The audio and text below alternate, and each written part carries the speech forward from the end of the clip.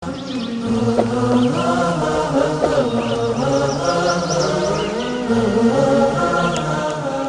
آیات قرآن اطلاعاتی درباره مسائل علمی و اخباری درباره آینده و حقایقی که کسی در آن آگاهی نداشته بیان شده است.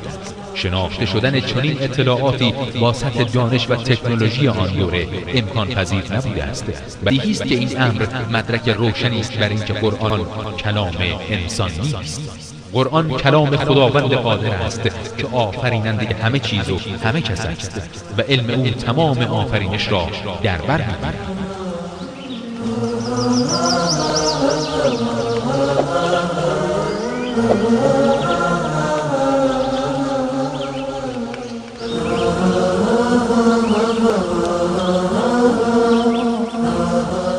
مرحبا صد مرحبا بر این کلام مستعان، صوت قرآن کرد منور تا قیامت این جهان. آن کلام سرمدی که نور قلب مؤمن است، حکم قرآن را به گوش دل شنو ای نوجوان. حکم قرآن را به گوش دل شنو ای نوجوان. مرحبا صد مرحبا بر این کلام مستعان، صوت قرآن کرد منور تا قیامت این جهان. آن کلام سرمدی که نور قلب مؤمن است، حکم قرآن را به گوش دل شنو ای نوجوان. ای محمد صد سلام بر تو ز گلزار برین، از خداوند کریم و از ملائک اجمعین. چون بشر کرده نجات از برکت تو بالیقین، حامل قرآن شدی از نور رب العالمین. حامل قرآن شدی از نور رب العالمین. مرحبا صد مرحبا بر این کلام مستعان، صوت قرآن کرد منور تا قیامت این جهان. آن کلام سرمدی که نور قلب مؤمن است، حکم قرآن را به گوش دل شنو ای نوجوان. آن کلام سرمدی که نور قلب مؤمن است، تا به محشر از تجاوز حرفش ایمن است. وعده خلاق بی چون است به حفظ این کلام، عاشقان را نور چشم و عارفان را محسن است. عاشقان را نور چشم و عارفان را محسن است. مرحبا صد مرحبا بر این کلام مستعان، صوت قرآن کرد منور تا قیامت این جهان. آن کلام سرمدی که نور قلب مؤمن است، حکم قرآن را به گوش دل شنو ای نوجوان. اعوذ بالله من الشیطان الرجیم. بسم الله الرحمن الرحیم. لا جناح عليكم إن طلقتم النساء ما لم تمسوهن أو تفرضوا لهن فريضة ومتعوهن على الموسع قدره وعلى المقتر قدره متاعا بالمعروف حقا على المحسنين. وإن طلقتموهن من قبل أن تمسوهن وقد فرضتم لهن فريضة فنصف ما فرضتم إلا أن يعفون أو يعفو الذي بيده عقدة النكاح وأن تعفوا أقرب للتقوى ولا تنسوا الفضل بينكم إن الله بما تعملون بصير صدق الله العظيم.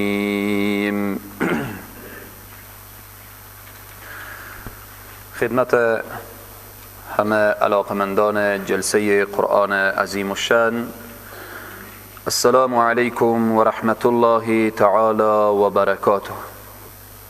در آیات 236 از آیات سوره بقره قرار داریم که الله سبحانه و تعالی در این آیات جریان و بحث مهریه رو بیان میکنه.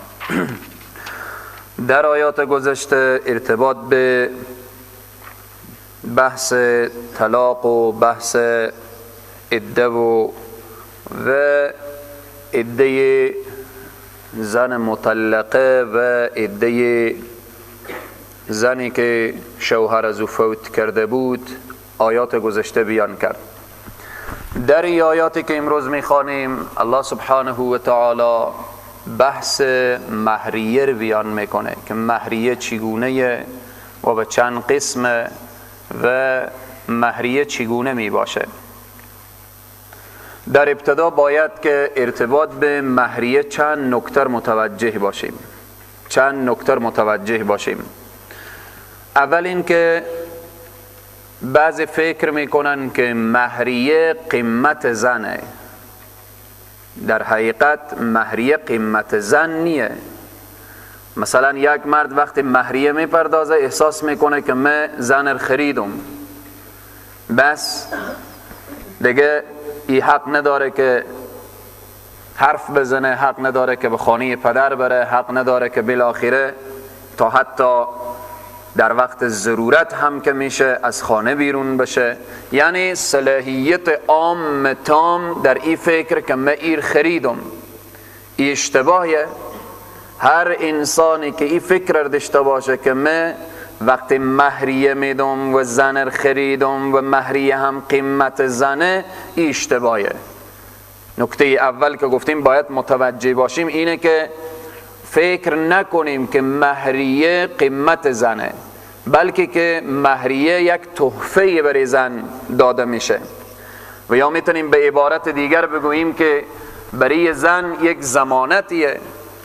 ضمانتیه که اگر خدای نخواسته بین زن و شوهر جدایی مفته، فردا بتن زن از همین مهریه‌ای که برای ازی تعیین شده او زندگی خود را تضمین کنه.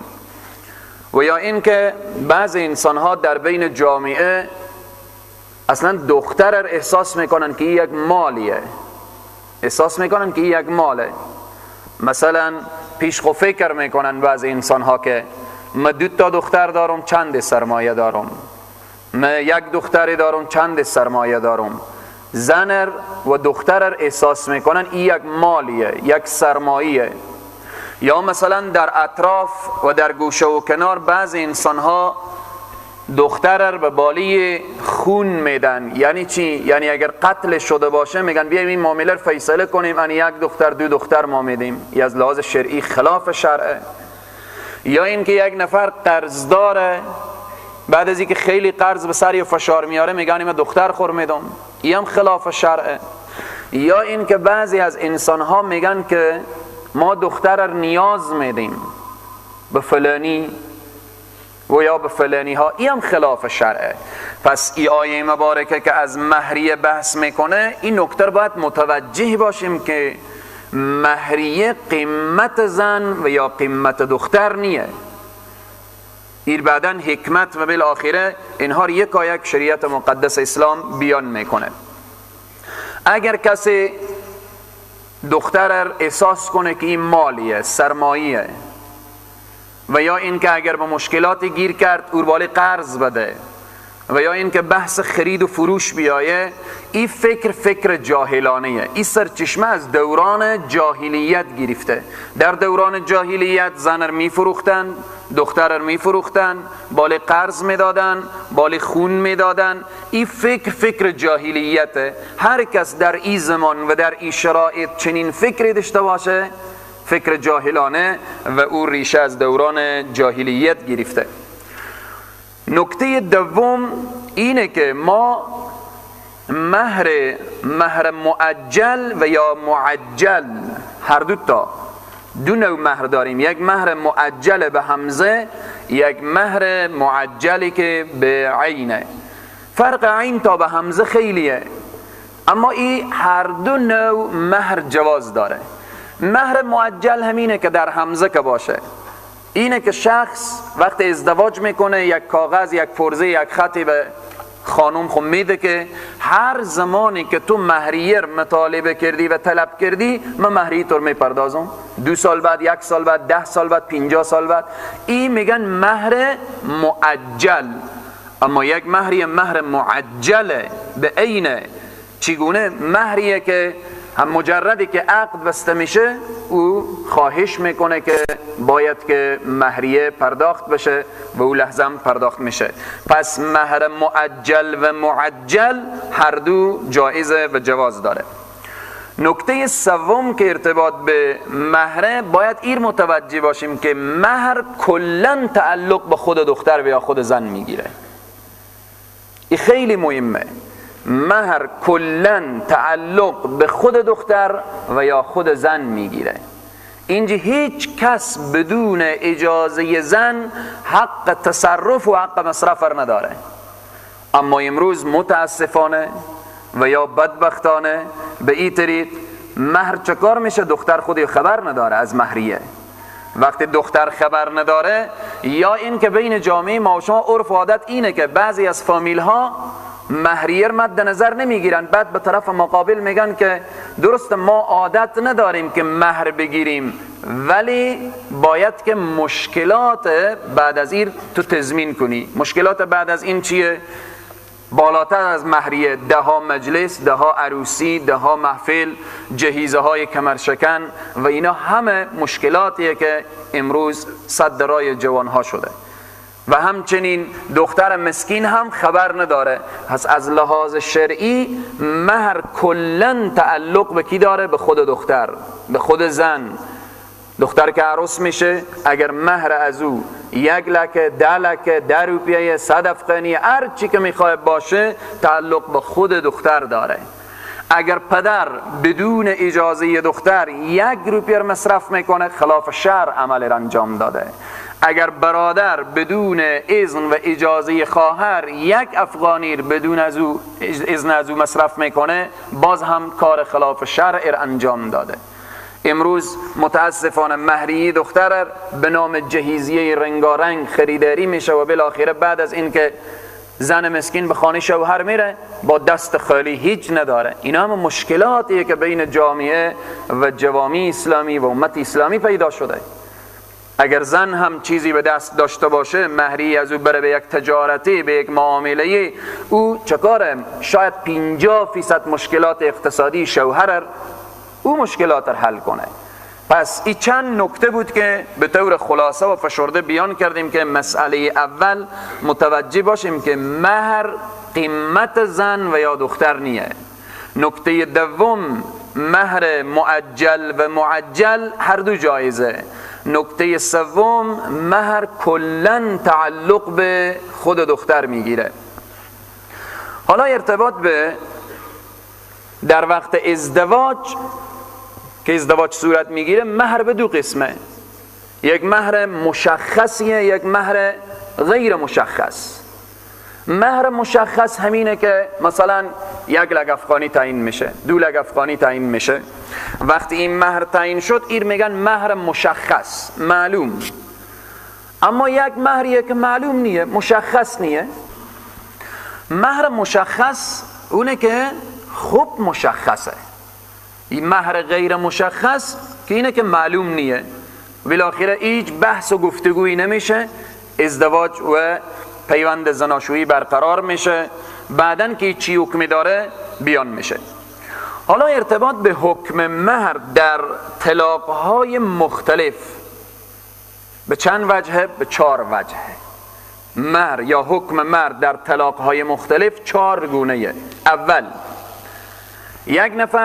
یک شخص با یک زن ازدواج میکنه. وقتی ازدواج کرد قبل از خلوت صحیحه مهر چکاره؟ تعیین نشده.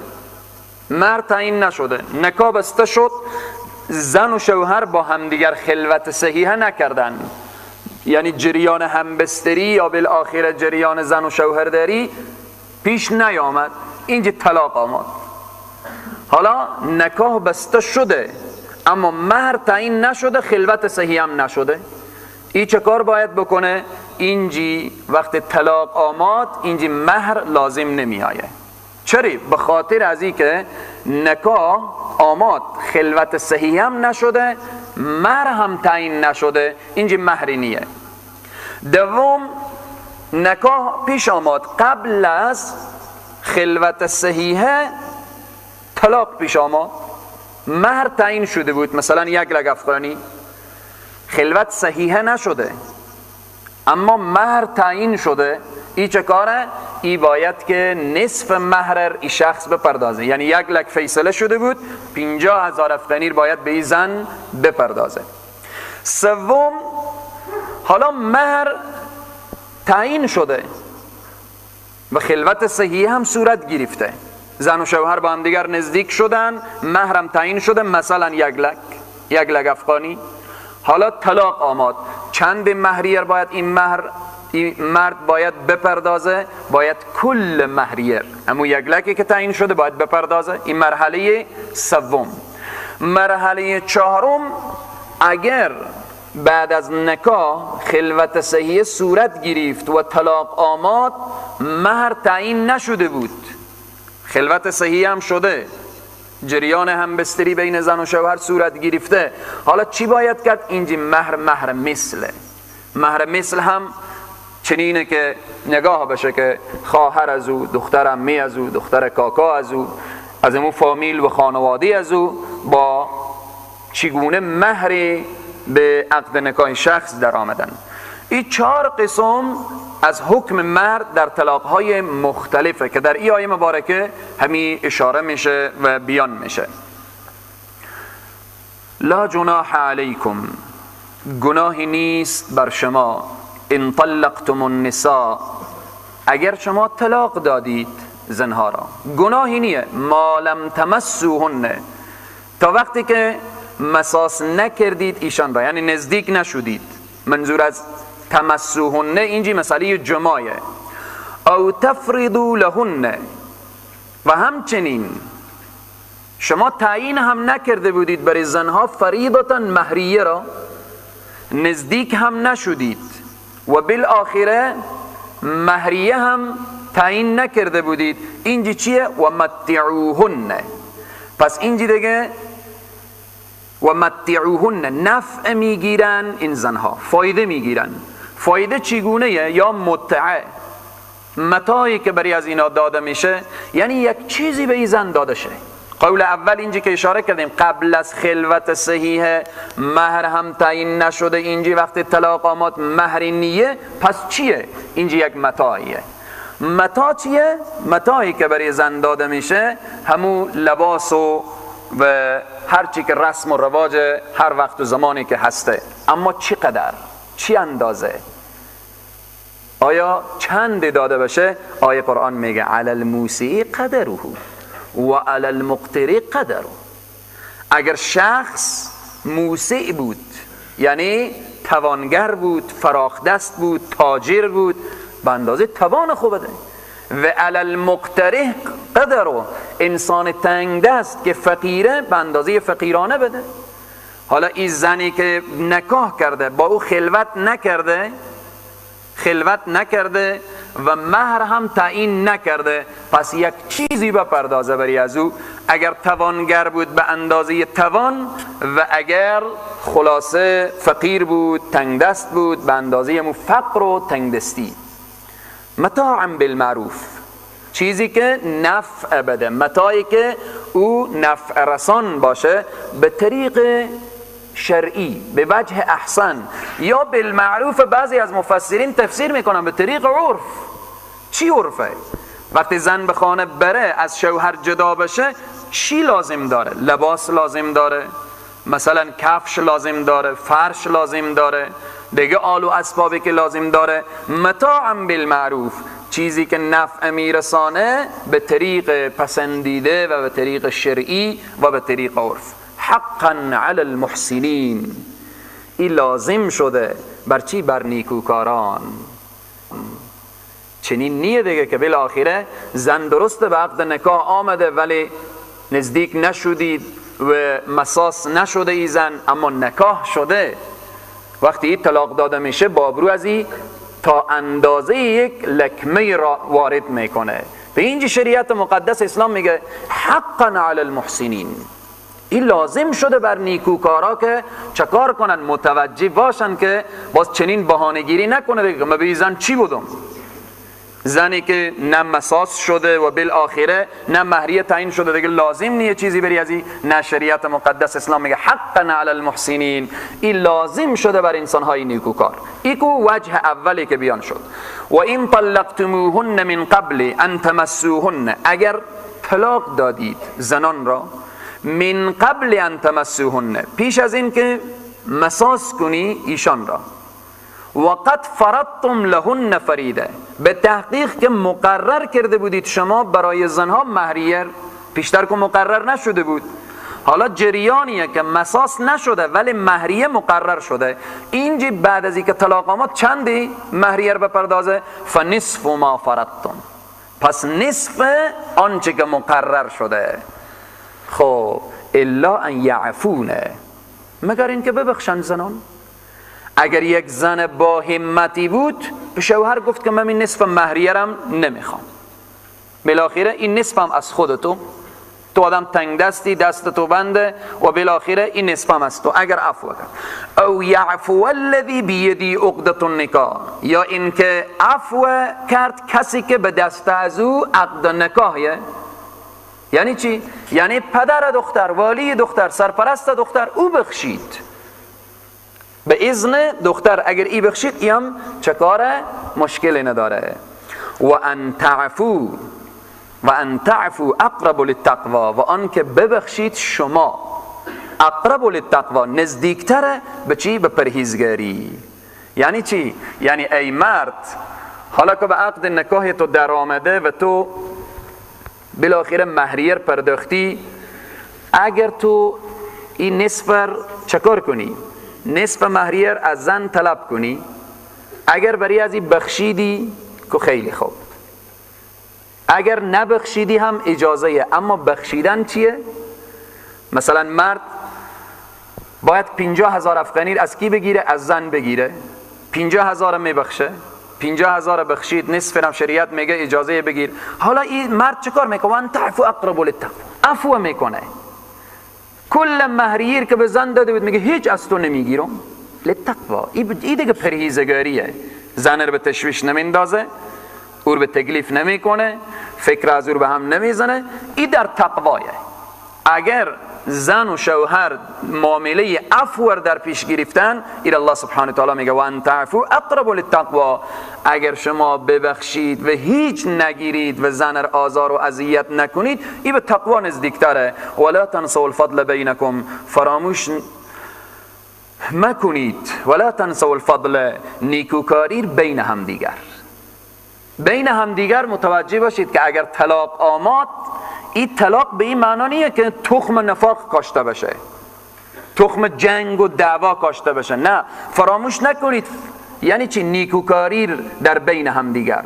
زن و شوهر باید متوجه همدیگر باشن. ان الله بما تعملون بصیر، هر آینه خدای تبارک و تعالی خوب بینایه به او چیزی که انجام میدهید و عمل میکنید.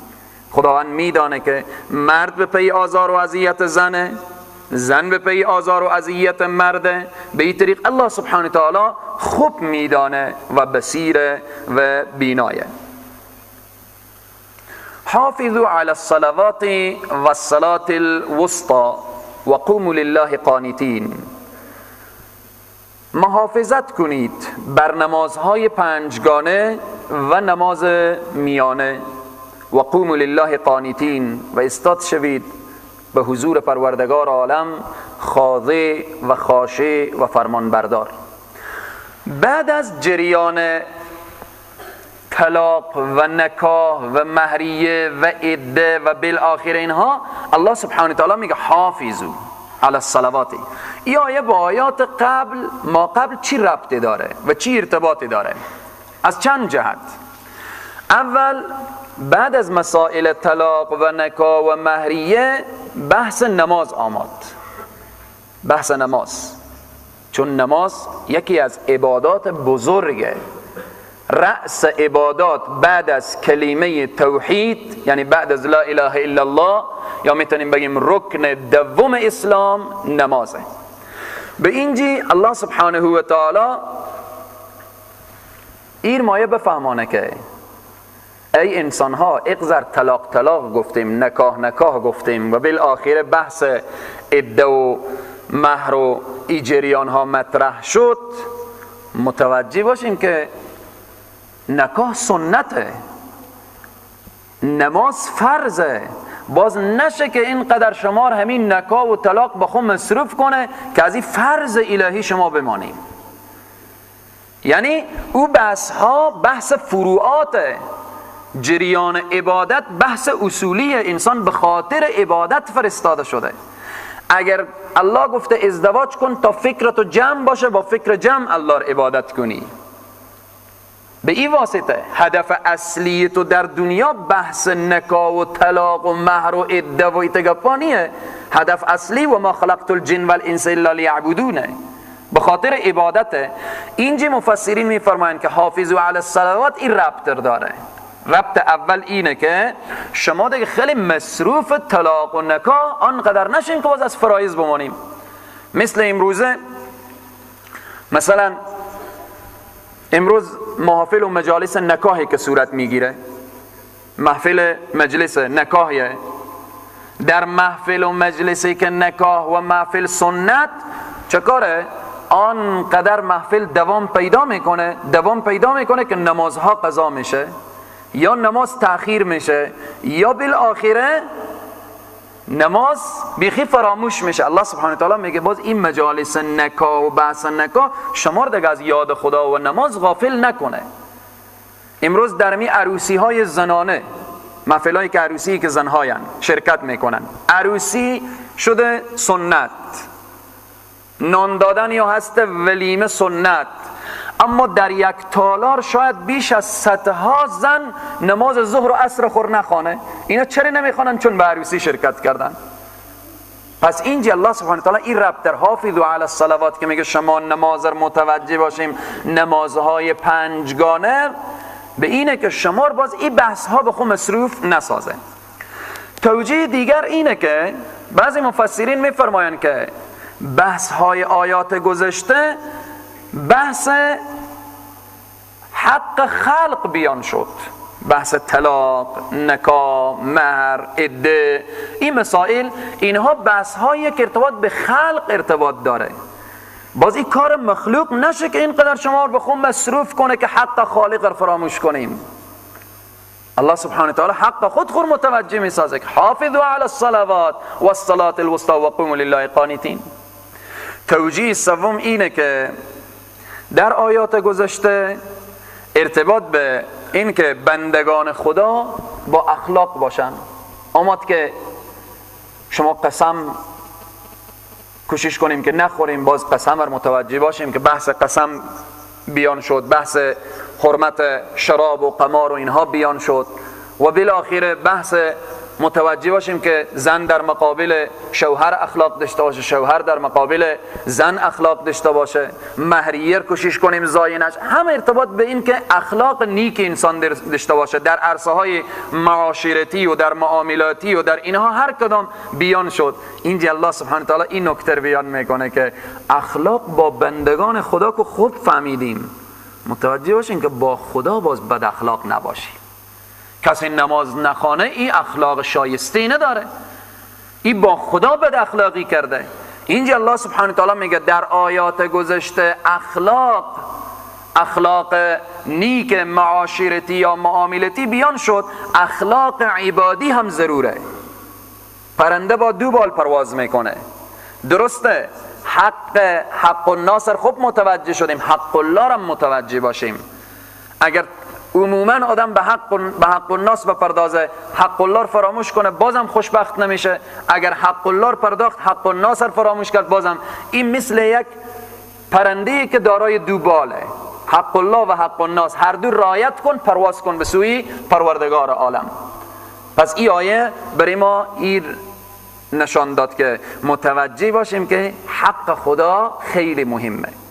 رأس عبادات هم گفتیم که نمازه. در حدیث پیامبر اکرم صلی الله علیه و سلم میفرمایند که بین العبد و بین الکفر ترک الصلاة، بین کافر و مسلمان فقط فرقی چیه؟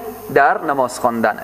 کسی که نماز نخوانه او انسان ما نمیفهمیم که این مسلمانه، این کافره، این خلاصه چگونه یه. بناهن نمازه که ما مشخص میکنه شبانه روز 5 وقت، به اروپا باشیم، به امریکا باشیم، به افریقا باشیم، در جلسه که صدها و هزارها کافر باشه، 10 تا مسلمان باشه، فوراً مسلمان برمیخیزه وقت نماز به نماز میسته، همه کس متوجه میشه که این شخص مسلمانه. این شخص چه کاره؟ مسلمانه. حافظوا علی الصلوات و الصلاة الوسطى. این ربط این آیه با آیات گذشته. حافظوا علی الصلوات و الصلاة الوسطى، خود حافظو از باب محافظه، طلاب خوب میفهمن که از باب مفاعله. باب مفاعله چه کاره؟ صدور فعل، این خواهش از این چنینه که صدور فعل از 2 طرفه. بحث مجادله، حالا بحث مجادله وقتی میایه مخاصمه، جنگ از 2 طرف، محاربه از 2 طرف، بمیترین حافظو هم از باب محافظه. یعنی چی؟ صدور فعل از 2 طرف اینه که وقتی که اگر شخص نماز را درست و صحیح ادا کنه، با تمام شرایطی و فرائضی و واجباتی و سنت‌های و مستحباتی و خضوع و خشوع، همه آداب ظاهری و باطنی رو متوجه باشه، ایکو یک طرف شخص به نماز استاده شد، نماز خود درست و صحیح خواند، قعده و قیام، رکوع، سجده، بالاخره همه اینها، جلسه و قومه و همه اینها منظم بود، همه به طریق شرعی بود، ایکو یک طرف. حالا شما حق نماز را ادا کردیم، درست و صحیح خواندیم، خب این از باب محافظت. باز طرف چه کار میکنه؟ نماز چه کار میکنه؟ درست و صحیح که خوانده شد، ان الصلاة تنهی عن الفحشاء والمنکر میشه. نماز هم کارخور میکنه. چگونه کارخور میکنه؟ چنین کار میکنه که انسان را از فحشا و منکر باز میداره. امروز میگن چرا ما نماز هم میخوانیم، دروغ هم میگیم، غیبت هم میکنیم، تهمت هم بالاخره 100 رقم مرتکب نماز میخونه، حرام میخوره، سود میخوره، قمار میزنه، نماز هم میخونه، زن نماز میخونه، بی‌حجابی هم میکنه. خب نعوذ بالله من ذلک، آیه برای ما درست نمیگه که میگه ان الصلاة تنهی عن الفحشاء والمنکر؟ نه، درسته، ما حق نماز را درست و صحیح ادا نکردیم. اگر حق نماز درست و صحیح ادا بشه، قطعا و ابدا انسان به طرف منکرات قدم نمیگذاره، به شرطی که نماز درست و صحیح خوانده بشه. به این واسطه حافظو از باب محافظه و میتونیم از باب مفاعله که گفتیم یکی از خواص باب مفاعله صدور فعل از جانبین، از 2 طرفه. حافظو محافظه یعنی اگر نماز درست صحیح حفظ کردی، آداب و واجبات و شرایط از درست صحیح ادا کردی، چه کار میشه؟ او هم بالمثل به نماز خدمت کردی، او هم خدمت میکنه. دیگه چشم اجازه نمیده که طرف گناه نگاه کنه، این دست اجازه نمیده طرف گناه حرکت کنه، پا حرکت کنه، بالاخره فکر حرکت کنه. به این واسطه متوجه باشیم که حافظو علی الصلوات الوسطى، حافظو علی الصلوات و الصلاة الوسطى، محافظت کنیم نمازهای 5 گانه، نمازهای 5 وقت. نمازهای 5 وقت ما را از خواب بیدار میکنه، نمازهای 5 وقت ما را متوجه میسازه، نمازهای 5 وقت هشدار دهنده نمازهای 5 وقت کفاره گناهان صغیره از این نماز تا به این نمازه. همه اینها از خصوصیات نمازهای 5 وقته. ارتباط به والصلاة الوسطی کدام نمازه؟ در آیه میگه که شما محافظت کنیم، نگهداری کنیم نمازهای 5 گانه و همچنین نماز میانه. بین علما اختلافه. بعضی از علما مفسرین اینها بیان کردن که منظور نماز ظهره، بعضی گفتن نماز صبح، بعضی گفتن نماز مغربه، بعضی گفتن نماز عشایه، تا حتی بعضی از مفسرین گفتن منظور از صلات الوسطی نماز جمعه، نماز جمعه، تا حتی بعضی گفتن که مراد از صلات الوسطی وقت اجابه دعا، هر زمانی که دعا قبول میشه همون لحظه منظور و مراده. اما جمهور مفسرین، جمهور علما به این نظرن که مراد از صلات الوسطی نماز عصره. نماز عصر از دو جهت، چون نماز میانه چون به وسط نماز شب و روز قرار گرفته. نماز صبح و نماز ظهر اینا نمازهای روزه، نماز مغرب و نماز عشا اینا نمازهای شبه. بین نمازهای روز و شب نماز عصر واقع شده. به می واسطه این جمهور علما بیان کردن که مراد از صلات وسطی نماز عصره. همچنین در روایت هم داریم که در جنگ احزاب نماز پیامبر اکرم صلی الله علیه و سلم نماز عصر ناقضا شد. در حق دشمن در اونجی دعای بد کردن که اینها نماز صلات وسطی ما را ضایع کردن. از او حدیث معلوم میشه که این نماز عصر بوده. قبل از این که این آیه مبارکه نازل بشه و قوموا لله قانتین این نازل بشه، در وسط نماز مسلمان ها اجازه داشتن کلام گفتن، سخن گفتن، گپ میزدن. اگر کسی می آمد میگفت سلام علیکم، نماز میگفتن و علیکم. یا کسی تیر میشد شاید میگفتن سلام علیکم. یک گپ میزدن، سخن میگفتن. اما این آیه مبارکه که نازل میشه و قوموا لله قانتین، بیستید لله، به حضور پروردگار عالم، قانتین، فرمانبردار، خاضع، خاشع، فروتن، دیگه ساکت، دیگه جای حرف زدن نمانده. به این واسطه که در نماز جواز نداره که دیگه کسی حرف بزنه. اگر سهوا و قصدن کسی چیزی بگه، میبینیم از لحاظ مذهب احناف نماز از او فاسد میشه. پس این آیه مبارکه بیان کرد و قوموا لله قانتین، شما به نماز استاده شیم، به حضور پروردگار عالم استاده شیم، قانت، فرمانبردار، خاضع به خدا ترس. فَإِنْ خِفْتُمْ فَرِجَالًا، این آیه مبارکه حکم صلات خوف بیان میکنه. بعد از این آیه مبارکه حافظوا علی الصلوات، چرا آیه صلات خوف آمد؟ در حالتی که در سوره نساء انشاءالله میخوانیم با مفصل خب توضیح داده میشه که نماز خوف چگونه نمازیه و چی ترتیب خوانده میشه، مقیمش تا بخوانه، مسافرش تا بخوانه، اگر کسی در لشکر بود، مقیم بود یا مسافر بود، امام چگونه، اینا همه جزئیاتی رو در سوره نساء انشاءالله توضیح داده میشه، چون به اونجی بیشتر و بیشترتر آیات اشاره داره. به طور خلاصه و فشرده این اهمیت و تاکید نماز را نشان میده. نماز خوف، نماز خوف نمازیه که در صحنه جنگ با دشمن روبرو شدیم، دشمن به تعقیب شما نه، شما رو میخواه از بین ببره، بازم شریعت میگه نماز را قضا نکن، نماز را قضا نکن. نماز خیلی تاکید شده. شما ببینیم روزه ماه مبارک رمضان میگه مریضی بخور، نگفته شریعت که اگر مریضی تا 10 بجه روزه بگیر، تا 11 بجه روزه بگیر. حج همچنین میبینیم شرایطی گذاشته که تو باید زاد و راحله داشته باشی، راه امن باشه و بالاخره به دنباله مشکلات نداشته باشی. کسانی که بعد از تو به جا میمانن یعنی دنباله، اونها از نفقه خود مطمئن باشن. اگر زنی باید محرمه داشته باشی، بدون محرم نمیتونی به طرف حج بری. همه اینا میبینیم قید و قیودات گذاشته شده. اما در نماز زنی نماز بخوان، مردی نماز بخوان، مسافری نماز بخوان، مریضی استاد شده نمیتونی بنشین، ششته نمیتونی سر بگذار، خلاصه بخوان. به مقابل دشمن روبرو شدی باز هم معاف نیه بخوان. به هر حال نماز رو بخوان. به این چقدر نماز تاکید شده، این اهمیت نماز، این جایگاه نماز و این تاکید نمازه. و در حدیث هم میاره که در صحرای محشر صحابه پرسان کردن، گفتن یا رسول الله اینقدر همه امت به صحرای محشر، شما این امت خودش نمیشناسین، چگونه میشناسین؟ خب واقعا از آدم تا به خاتم همه باشن خیلی مشکله دیگه. اگر بین امی شما طلاب عزیز 5 تا شاگرد ناشناس بیایه، خیلی سخت شناختن که انسان تشخیص کنه که مثلا این از فلان شاگردای فلان مدرسه یا از مدرسه مانیه. خب سخته. خب به بین 200 یا 300 400 تا طالب که تشخیص دادن یک طالب بیگانه سخته. از صحابه پرسان کردن، گفتن یا رسول الله در صحرای محشر شما امت خور به چی طریق میشناسیم؟ گفتن امت خور غر المحجلین، ما امت خور با دست و پای نورانی و سفید میشناسم.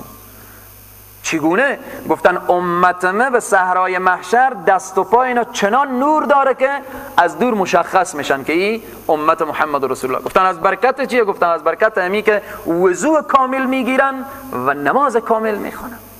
این از برکت وضو کامل، از برکت نماز کامل.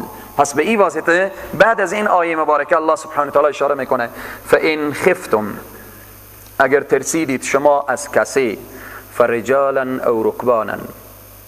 خب اگر شما که ترسیدیم متوجه باشیم نماز شما قضا نشه، پس پیاده و یا سواره نماز رو بخوانیم.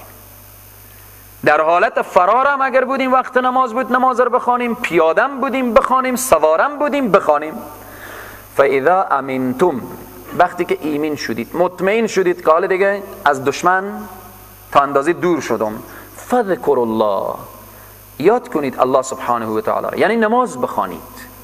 یعنی نماز چگونه بخوانید؟ کما علمکم، چنانچه که تعلیم داده الله سبحانه و تعالی شما را. نماز چنین نمیشه که هر کس استاده بشه به سلیقه خود نماز بخوانه، نه. یا مثلا الان کس استاده بشه نماز عصر رو بخوانه یا نماز صبح رو بخوانه، نه. کما علمکم، چنانچه که تعلیم داده الله سبحانه و تعالی شما را. صبح به وقت از او، ظهر به وقت از او، عصر به وقت از او، جایی که گفته 2 رکعت 2 رکعت، جایی که گفته 4 رکعت 4 رکعت، جایی که بالاخره گفته سوره با فاتحه ضم بشه، جایی که بالاخره گفته تنها سوره خوانده بشه. همه آنچه که با جزئیات و کلیاتی که الله سبحانه و تعالی به وسیله حبیب خو محمد رسول الله صلی الله علیه و سلم تعلیم داده. کما علمکم، چنانچه که تعلیم داده شما را، ما لم تکونوا تعلمون، آنچه که شما نمیدانستید. راستی هم که اگر خداوند برای ما تعلیم نمیداد و رسول الله صلی الله علیه و سلم برای ما این نماز رو یاد نمیدادن، خب ما چی میفهمیدیم که نماز رشته بخوانیم، به کدام طرف بخوانیم، چند رکعت بخوانیم، به چی طریق بخوانیم، ما نمیفهمیدیم. این تعلیم الله سبحانه و تعالی که به وسیله حبیب خو ما فهمانده. آیه بعدی جریانی رو بیان میکنه که در ابتدا قبل از نزول آیات میراث، این آیه نازل شده بود که هر کسی که نزدیک فوت از او میرسه، برای همسر خو، برای خانم خو باید یک چیزی وصیت کنه که تا 1 سال و بالاخره مصرف از او پرداخته بشه. بعد از اینکه آیه میراث زن که از شوهر میبره یا بحث 4:1 و 8:1 که هست که انشاءالله او هم در سوره نساء باز توضیح داده میشه، این آیه بود. قبل از او وقتی که آیه میراث نازل میشه، این آیه مبارکه منسوخ میشه. والذین یتوفون منکم، کسانی که میمیرن از شما، و یذرون، و میگذارن ازواجا، زنان را، وصیتا لازواجهم، برای از اینا لازمه که چکار وصیت کنن برای زنان خیش. متاعی الی الحول، تا اندازه 1 سال، غیر اخراج، به شرطی که او زن غیر اخراج باشه، از خانه بیرون نشه. اما فإن خرجنا، اگر بیرون شد، بیرون شدن میزنها فلا جناح علیکم، یعنی گفت که من در خانه نمی نشینم و بالاخره رفت عروس میشد، فلا جناح علیکم، پس گناهی نیه بر شما، فیما فعلن، با آنچه که فعل کردن، فی انفسهن، در حق خود، من معروفی، از کار پسندیده، طریق شرعی، تا نیک سر به خود برجا برن، والله عزیز حکیم، الله تعالی غالب و با حکمت. گفتیم که این آیه مبارکه کدام آیه ایر منسوخ کرده؟ یا آیه که منسوخ شد ناسخ ای آیه میراثی که در سوره نساء انشاءالله ذکر میشه. وللمطلقات متاع بالمعروف، برای زنانی که طلاق داده شده، زنایی که طلاق داده شده، متاع بالمعروف، برای از اینا متاعی به وجه پسندیده. قبلا هم اشاره کردیم زنی که شوهر او طلاق داد، نکاح بسته شده بود ولی به اون نزدیکم نشده بود، مهریم تعیین نشده بود، این آیه میگه او که طلاق داده شد متاع بالمعروف، برای از او یک متاع داده میشه به وجه پسندیده. حقا علی المتقین، این لازمه بر پرهیزگاران. پیشتر هم گفت حقا علی المحسنین، یعنی این رعایت نیکوکارا میکنه، این رعایت متقین میکنه که متوجه حقوق زن میشه. او انسان ظالمی که به حق زن و حقوق زن نفهم که چیز واضحه دیگه، اون نی متقی نیم پرهیزگار. الله سبحانه تعالی ببینیم متقین رو متوجه میسازه، میگی لازم شده بر متقین، حقا علی المحسنین، لازم شده بر نیکوکارا. یعنی اینجا نگفت حقا نعوذ بالله علی الظالمین، ظالم کو سری بیگه پوانه میاد، ظالم کو نه رحم داره، نه شفقت داره، نه ترحم داره، شاید بالاخره اگر 10 روپیه هم به زن داده باشه 100 روپیه از او به زور و به ظلم و ستم بگیره. اینجا الله سبحانه و تعالی میگه حقا علی المتقین، این لازم بر انسانهای متقی و پرهیزگار. کذالک یبین الله لکم، همچنین بیان میکنه الله تعالی برای شما آیاتی، نشانه های خود را. اینا که همه بیان شد، از ابتدا که بحث فقه خانواده شروع شد، از ابتدا که بحث حیض بود و بعداً بالاخره بحث طلاق آمد و اقسام طلاق آمد، بحث عده آمد، بحث شیرخوارگی آمد، بحث مهریه آمد، اینا هر کدام الله سبحانه و تعالی میگه آیاتی، همچنین بیان میکنه الله تعالی برای شما آیات خود را، نشانه های خود را، لعلکم تعقلون، تا شما چه کار کنید؟ تا شما بفهمید، تا شما انسانهای عاقل شوید، تا شما انسانهای فهمیده و دانای شوید. تا به این قسمت از ابتدای بحث ولا تنکحوا المشرکات حتی یؤمن، از او آیه تا به این آیه ایر میگن فقه خانواده، ایر میگن فقه خانواده. همه بحث مسائل خانوادگی و بالاخره این مسائل مطرح شد. الله سبحانه تعالی باز بر میگرده به جریانی، یا میتونیم بگیم که ابواب البر به اینجا ختم میشه، ابواب البر یا فقه خانواده ختم میشه. پس آیاتی که قبلا خوانده بودیم که ولا تلقوا بایدیکم الی التهلکه یا وانفقوا فی سبیل الله ولا تلقوا بایدیکم الی التهلکه، این آیه مبارکه که بحث جهاد داره، الله سبحانه تعالی باز از این آیه مبارکه بحث جهاد مطرح میکنه، بحث جهاد که چگونه و به چی طریق بیان میشه. از این آیه مبارکه الم تر الی الذین خرجوا من دیارهم و هم الوف حذر الموت تا اخیر سوره، الله سبحانه و تعالی چند حکایت که ما از اونا پند و عبرت بگیریم، حکایت های پند آموزی الله سبحانه و تعالی بیان میکنه. در این آیه مبارکه اشاره به ماجرای بنی اسرائیل، ماجرای بنی اسرائیل که در زمان حضرت حزقیل علیه السلام، که بعضی حزقیل میگن اما صحیح‌تر حزقیله، حزقیل علیه السلام که از انبیای مشهور بنی اسرائیل بود، ای از انبیای مشهور بنی اسرائیل بود. این آیه ارتباط به همون جریان بحث میکنه. حضرت حزقیل علیه السلام 300 سال یا 400 سال بعد از حضرت موسی علیه السلام بودن، بعد از زمان حضرت موسی علیه السلام. حضرت موسی علیه السلام و حضرت هارون علیه السلام اینا وقتی که از دنیا میرن، خداوند بعد از حضرت موسی و حضرت عیسی پیامبر به نام حضرت یوشع ابن نون چه کار میکنه؟ به عنوان پیامبری میفرسته که بیا این کار دعوت و تبلیغ و ارشاد و اینها رو پیش ببرن. حضرت یوشع ابن نون وقتی که از دنیا تشریف میبرن، کار دعوت به دست شخصی به نام کالب ابن یوحنا که این پیغمبر نیه ولی یکی از اولیای خدای. کار دعوت به دست حضرت کالب میفته.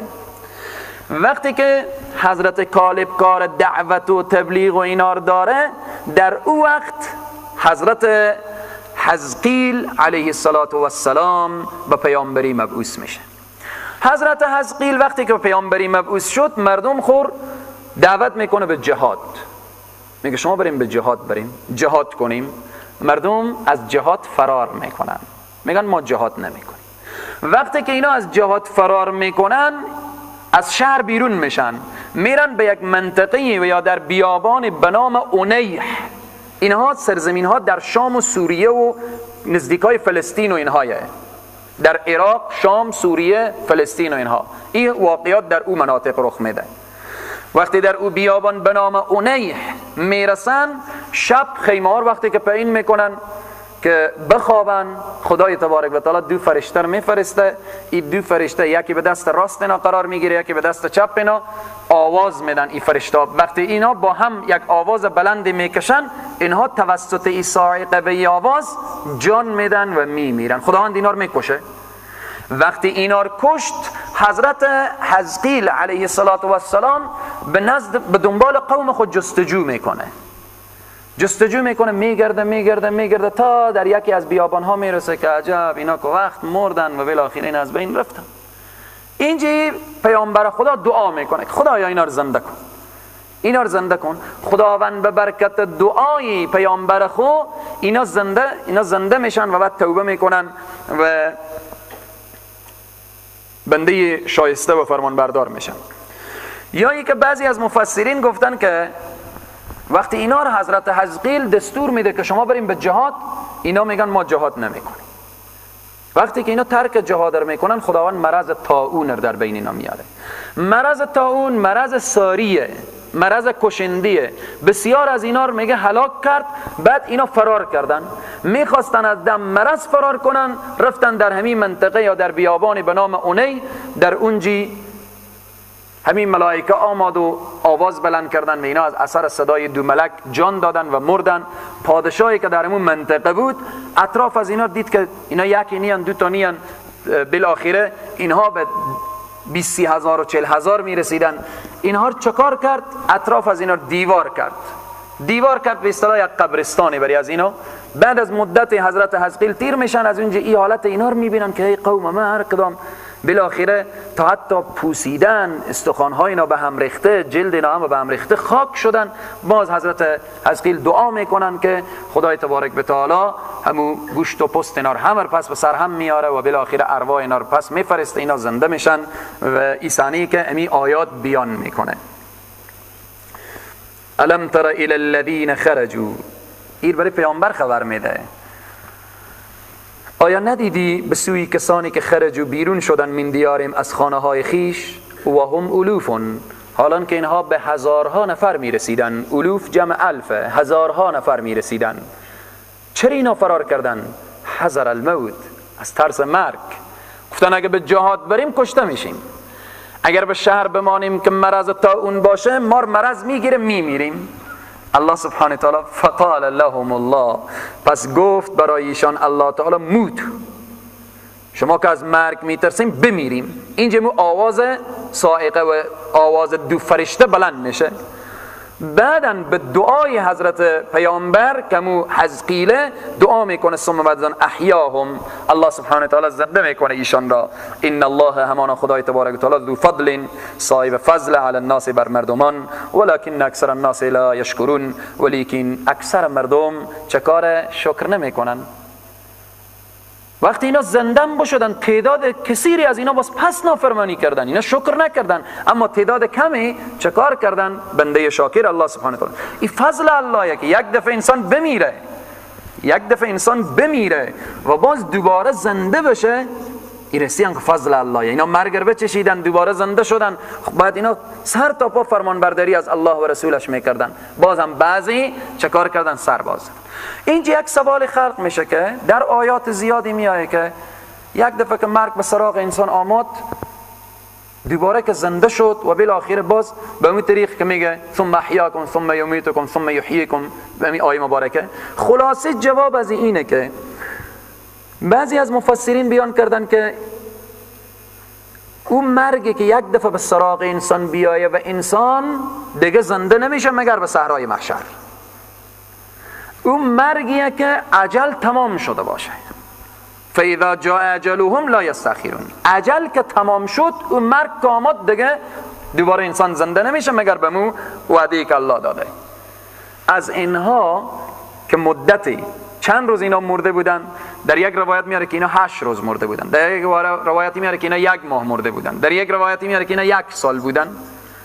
اینجا مفسرین بیان میکنن میگن که اینها درست مرده بودن اما عمر اینا تمام نشده بوده، اینا در دنیا هنوز عمر داشتن، اینا باید پس برمیگشتن و زنده میشدن تا همو عمر اینا و اجل اینا رسما میرسید، به این واسطه اینا زنده شدن. یک توجیه مفسرین.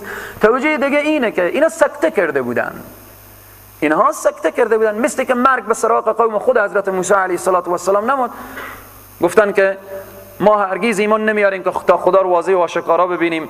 به اونجی هم جبرائیل علیه السلام آواز داد، اونا هم سکته کرده بودن و بالاخره پس چکار شد؟ بیهوش شده بودن، به هوش آمدن. بعضی مفسرین هم بیان میکنن که این حالت سکتگی بوده و بیهوشی بوده، بعدن اینها به هوش آمدن. اما پیش خدای تبارک و تعالی این کار سختی نیه که یک نفر بمیرانه و باز زنده گردانه. پیش ذات اقدس الهی این کار سهل و آسانی که بگه کن میشه فیکون.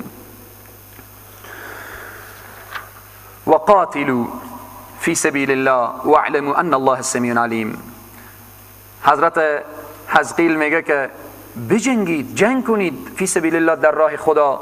واعلموا، بدانید که همانا خدای تبارک و تعالی نیک شنوا و دانایه. الله سبحانه و تعالی میدانه حال شما. بریم در راه الله بجنگیم. شما چرا جهاد نمیکنین؟ چرا دست از جهاد و مبارزه میکشیم؟ من ذا الذی یقرض الله قرضا حسنا. این آیه مبارکه بیان میکنه که جهاد دو شعبه داره. جهاد دو شعبه داره. یک شعبه جهاد با جان و تنه. با جان و تن انسان میره در راه الله سبحانه و تعالی، جان میده. انسان میره در راه الله سبحانه و تعالی، این جانی که چقدر شیرینه ایر در خطر مندازه. ان الله اشتری من المؤمنین انفسهم و اموالهم بان لهم الجنه. یک نوع جهاد اینه که انسان با جان خود بره در راه الله جهاد کنه. این نوعی بیان شد که پیامبر حزقیل علیه السلام قوم خور دعوت کرد که شما باید بریم در راه الله جان بدیم. شعبه دوم جهاد با ماله. جهاد با ماله، انسان از مال خود، سرمایه خود، تجارت خود و خلاصه از این نعمتی که خدای تبارک و تعالی ثروتی که داده در راه الله مصرف میکنه، در آماده ساختن تجهیزات و بالاخره در عرصه مثلا تالیف کتاب، در عرصه ترجمه کتاب، در عرصه دعوت و تبلیغ، در عرصه های مختلف خلاصه مال مصرف میکنه. در راه الله مال مصرف میکنه.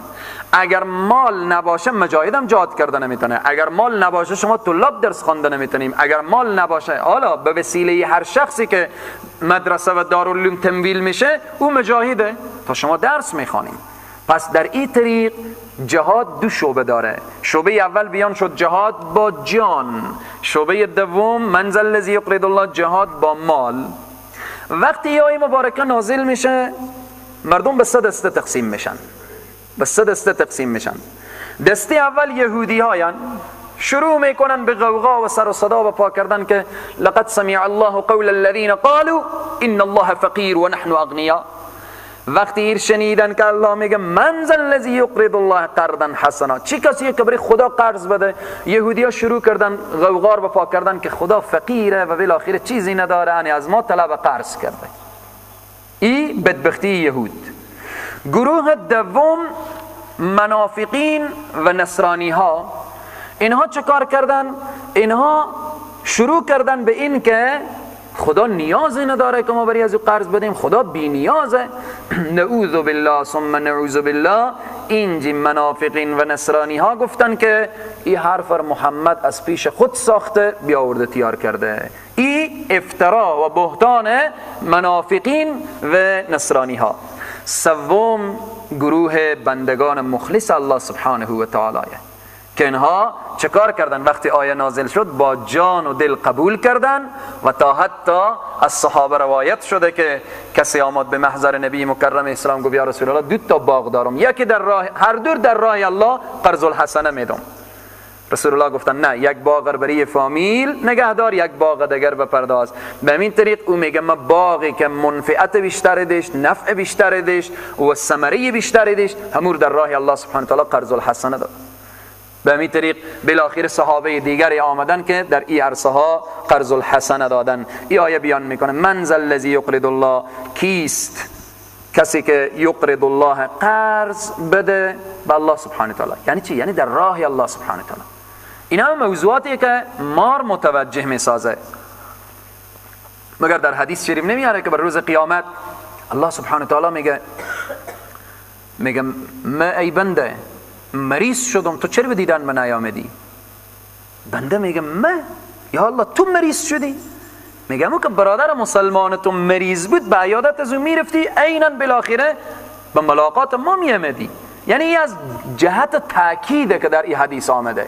در اینجا هم که میگه چی کسی به خدا قرض میده؟ درسته الله الصمد بی نیازه، ولی چی مار متوجه میسازه که یعنی به یک فقیری کمک کردن، به یک مسکینی کمک کردن، به یک کسی که پول نداره و سرمایه نداره قرض الحسنه دادن آنقدر این ثواب داره که گویا که برای خود الله سبحانه و تعالی شما تسلیم میکنین. آیه قرآن مثل الذين ينفقون اموالهم في سبيل الله كمثل حبة انبتت 7 سنابل في كل سنبلة 100. که تفسیر و ترجمه ان شاء الله پیش روی در رکوع سوم جزء 3. به این طریق 1 روپیه کسی در راه الله بده او 100 روپیه میشه و 700 روپیه میشه. والله یضاعف لمن یشاء. خدا میدانه که این چقدر پاداش در روز آخرت داره. یا الله سبحانه در اینجا بیان میکنه من ذا الذی یقرض الله، چی کسی هست که قرض بده به الله سبحانه تعالی قرضا حسنا، قرض نیکویی، قرضی نباشه کردم بری از او باز یادآوری بشه و او شرمنده بشه و بالاخره قرض سیئی نباشه، قرض گناه و معصیتی نباشه، قرض حسن باشه، قرض نیک باشه. فیضاعفه، پس دوچند میگردانه الله سبحانه تعالی له از برای او اضعافا کثیره، به مراتب بیشتر میکنه. اگر 100 افغانی 100 روپیه 500 روپیه 1000 افغانی 1 لک افغانی کسی به یک دوست خود قرض الحسنه میده، الله سبحانه و تعالی او دوچند و بعد اضعافا کثیره، به مراتب بیشتر و بیشترتر الله سبحانه و تعالی میده. والله یقبض و یبسط، خدایی که بند میکنه. چگونه؟ یقبض میبنده و یبسط و باز میکنه. یعنی چی؟ یعنی ای انسان، تو کسی که در راه الله انفاق نمی کنی فکر نکن که اگر انفاق نکردی مال و سرمایه تو اضافه میشه.